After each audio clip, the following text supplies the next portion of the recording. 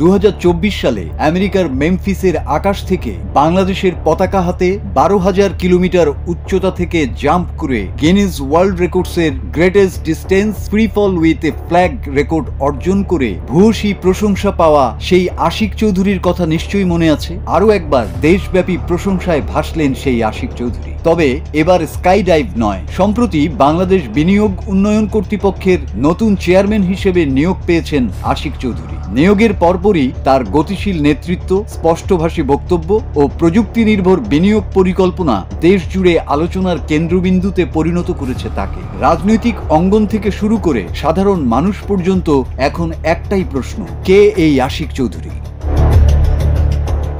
গত 9 এপ্রিল রাজধানীতে অনুষ্ঠিত এক বিনিয়োগ সম্মেলনের উদ্বোধনী অনুষ্ঠানে তার উপস্থাপিত প্রেজেন্টেশন সামাজিক যোগাযোগ মাধ্যমে ব্যাপক সাড়া ফেলেছে। সাবলীল ভাষায় দেশের সম্ভাবনাময় খাতগুলোর বিশ্লেষণ তুলে ধরা এই প্রেজেন্টেশন অনেকেই উদাহরণ হিসেবে শেয়ার করছেন। সরকারি কর্মকর্তা হিসেবেও তার অতীত রেকর্ড ছিল ব্যতিক্রমী।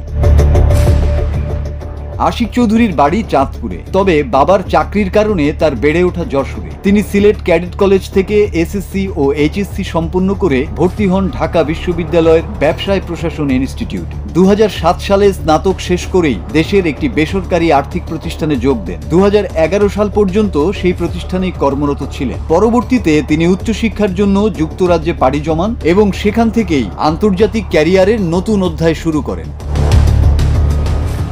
সর্বশেষ তিনি সিঙ্গাপুরের এইচএসবিসি ব্যাংকের রিয়েল অ্যাসেট ফাইন্যান্স বিভাগের সহযোগী পরিচালক হিসেবে কর্মরত ছিলেন, কিন্তু প্রধান উপদেষ্টার একটি ফোন কল পেয়ে উন্নত ক্যারিয়ার ছেড়ে বিডার দায়িত্ব নিয়ে দেশে ফিরে আসেন।